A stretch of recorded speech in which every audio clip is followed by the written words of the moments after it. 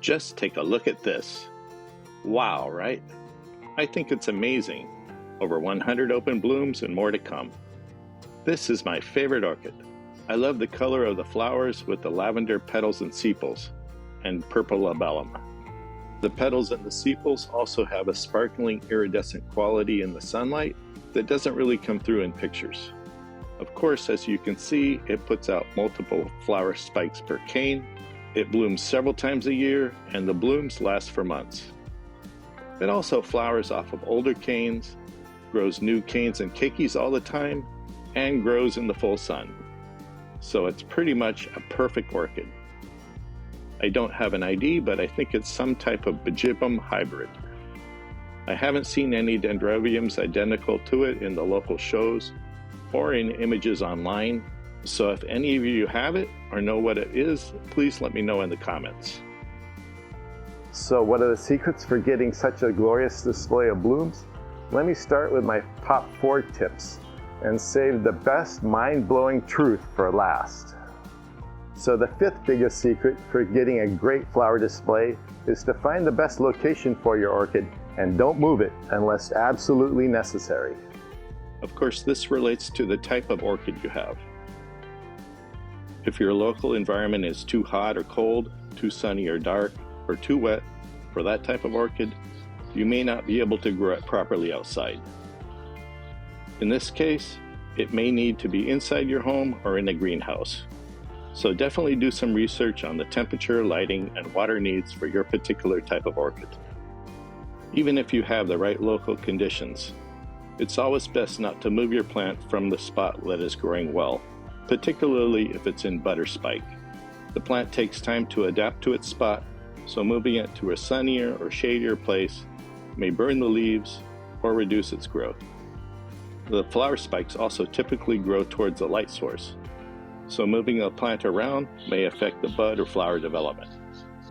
Now you might say, Peter, you're crazy. I've done my research and I have my plant in the right spot for 3 years, but still no bloom show. That usually means it needs more light, so gradually move it to a sunnier spot every week or so, but avoid the scorching midday summer sun and watch out for sunburn, like on this poor plant. Finally, changing the location of the orchid within its pot or mount could be detrimental due to root damage. Orchids should be secured with the media, clips, and ties as best as possible to keep the roots from moving around. Now I mentioned, unless absolutely necessary. If the conditions are changing that would significantly impact the plant, be sure to move it from that environment until favorable conditions return. In South Florida, this would be the occasional tropical storm or winter cold front with high winds and temperatures, say, below 50 degrees Fahrenheit. Then, of course, if you yourself are relocating, well, that's a whole different story. Maybe no bloom show for you until your orchids adapt. My 4th greatest secret for getting beautiful blooms is to protect your orchid from pests and diseases.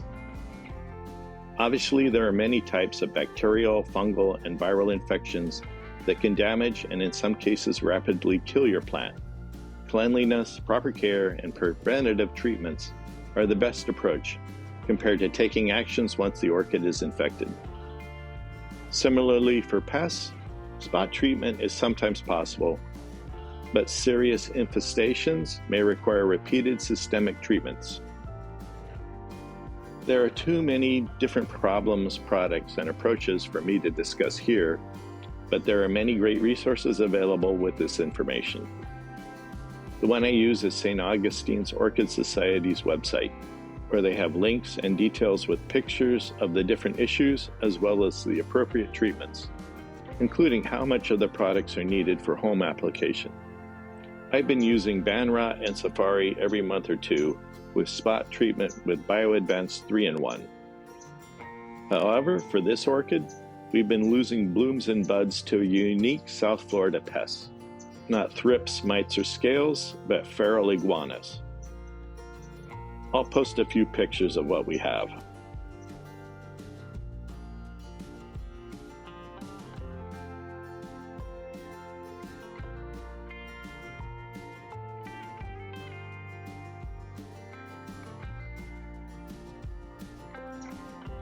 I did post a video last February about using packaging twist ties around my flower spikes to discourage the iguanas from eating the blooms. I'll add a link to this video in the description. The twisties worked for a while, but when this orchid started blooming again a couple months ago, there was a green iguana that was eating the emerging flowers even with the wires. The iguana must have thought the flowers tasted like candy because it ate 10 or more of them at a time. I'll show some before and after pictures of the damage to this orchid.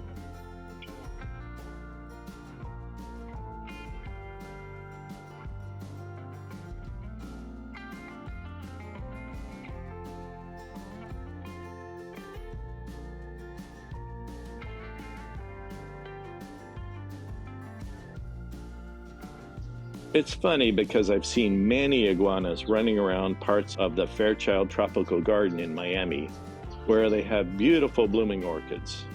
So they must have some kind of trick.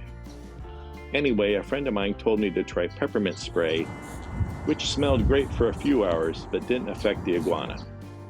Finally, I put up some bird netting below and above the plant, based on something I saw online. And without getting into the details, that did stop the iguana from eating more blooms. So as you see, protection is another important key to getting great blooms. The number 3 secret to having a great flower display is to have a well-established mature plant. Unlike the stock market, future success can be based on past performance.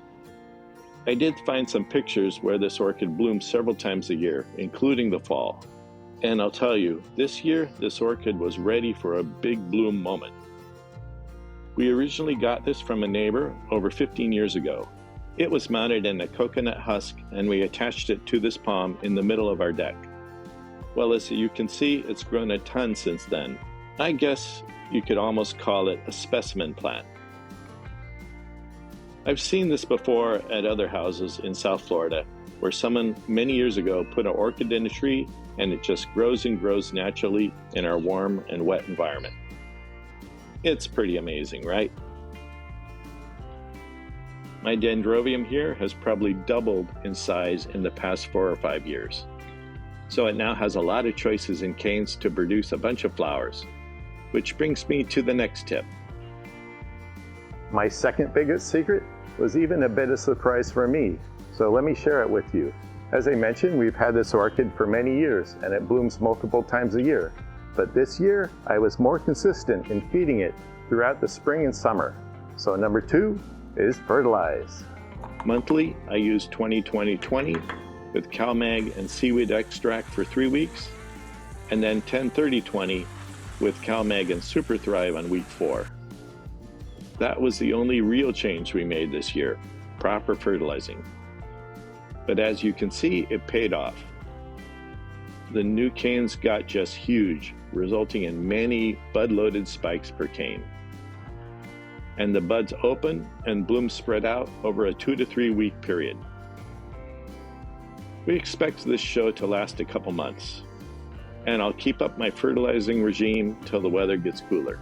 And now for my promised best mind-blowing truth. The final tip for getting a fantastic bloom show lies in a proverb I learned from Dr. Martin Moats, a renowned orchid grower in South Florida. It goes, "The best fertilizer is the gardener's shadow." Others say orchids thrive on neglect, but I found the opposite.